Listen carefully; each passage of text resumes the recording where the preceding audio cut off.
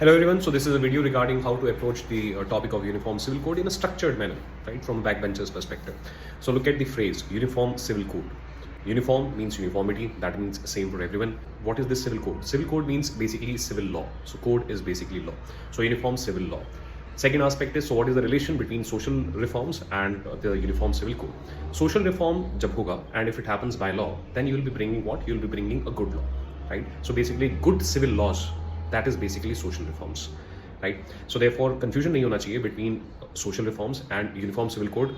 When you talk about social reforms, then you're basically talking about good laws, right? And when those good laws are applied to multiple communities or they are applied across communities in a uniform manner, then it becomes uniform social reforms or uniform civil code, right? So there is a basic assumption that the civil law will be a good law, right? So therefore uniform social reforms, uniform civil code, this becomes the aspect. So the next question that arises that what is criminal law and what is civil law? So criminal law, it basically deals with those aspects which are related to law and order, right? And because there has to be uniformity in application of criminal law, that is, it should not matter that who committed a particular crime, irrespective of from which community he or she belonged to. So therefore, uniform criminal law, that is the requirement for a uniform criminal law. And today in India, we have a uniform criminal law, right? For example, what is the uniform criminal code? CRPC, Criminal Procedure Code, right?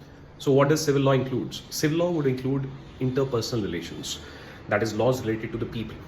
Example, laws related to marriage, laws related to divorce, laws related to guardianship, what should be the responsibilities of the parents, what are the rights of a child.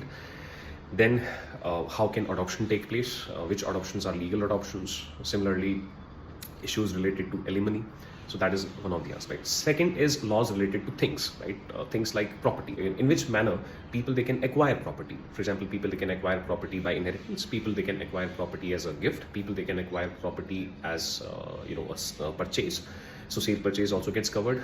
Leasing of property, renting of property, right? So therefore, these are the different ways in which people they can acquire property. In case of any contractual dispute, there can be transfer of property from one party to another party, right? So therefore, second aspect is laws related to things or laws related to property. Third aspect that comes into operation is contracts, because the civil life, it can be governed in an orderly manner with the help of contracts. So enforceability of contracts, that is, अगर आपके और मेरे बीच में कोई contract हुआ, so is it enforceable in the court of law? या फिर police उस पर कुछ एक्शन लेगी अगर वायलेशन ऑफ कॉन्ट्रैक्ट होता है by one of the party. Second component is what can be different kinds of contracts, right? So therefore these are the aspects which are usually covered by the civil law. So if you go back to our basic, so uniform law, right? So uniformity is a separate aspect. Law it can be divided into two branches, that is civil law and criminal law.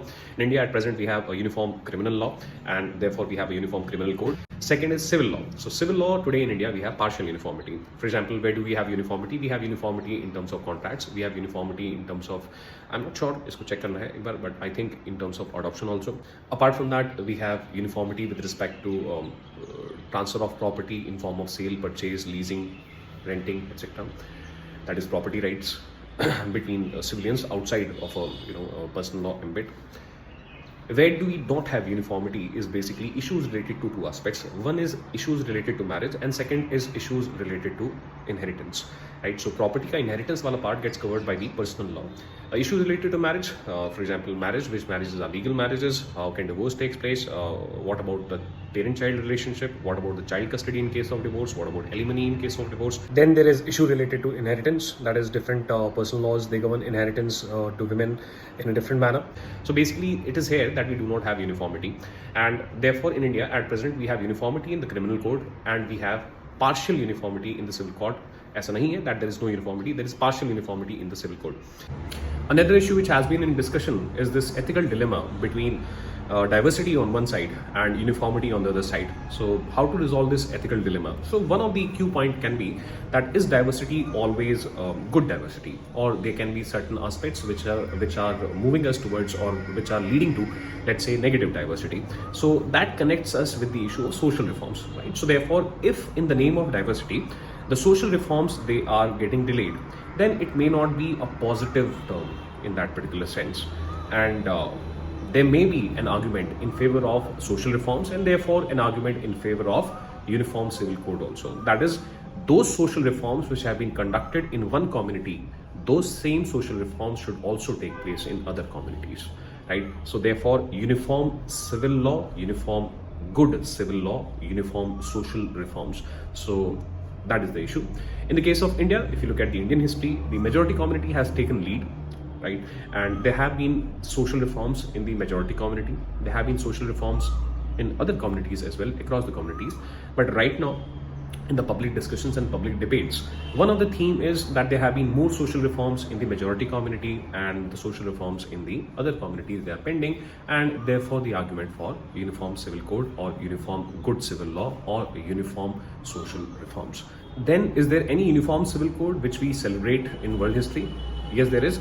For example, we talk about Napoleonic Code of the year 1804, right? So this code took a lot of years to get prepared. Earlier, there was such a situation that you travel 5 kilometers in France and the law will change, right? The civil law will change, the criminal law will also change. So therefore, uniform application of civil law was brought by Napoleon in the year 1804, and it inspired many of the other similar codes across the world. In fact, the Britishers, they also got inspired by it, and our IPC, CPC, CRPC are somewhere an inspiration of the Napoleonic Code of 1804. So what was the slogan of French Revolution? Liberty, equality, fraternity, right? So that equality component that comes into operation with the help of Uniform Civil Code.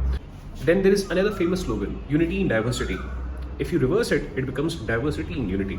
So there can be a perspective that a uniform civil code will lead to what? It will lead to change of the slogan from unity in diversity to diversity in unity. Because when you say unity in diversity, then you're basically assuming that first we are diverse and after that we are united.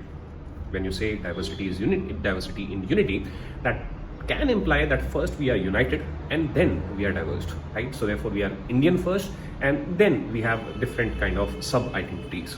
So that is basically a different perspective to the argument that why there should be a uniform civil code. And the spirit of diversity in unity will be preserved if there is a social consensus to move towards a uniform civil code, that is uniform social reforms, and that will lead to more unity, and that will be in national interest. So consensus building is a very important exercise. So different stakeholders, those who are in positions of authority, right, within the community, they also need to take a lead with respect to uniform civil code, so that there is an organic movement towards the uniform civil code. Then there can be another argument that in the social reforms which took place in the Hindu community, those social reforms, they're usually characterized by the historians as top-down reforms. That is, the masses, they were not in favor, but certain community leaders and the government of the day, that is the British government, they took lead and they implemented those reforms. So therefore, these are two perspectives. That one, first, how much amount of social consensus should be developed, and second, if it has to be a top-down reform, then how to exactly approach it, right? So these are the issues which are related to uniform civil code, right? Thank you. God bless you. Take care.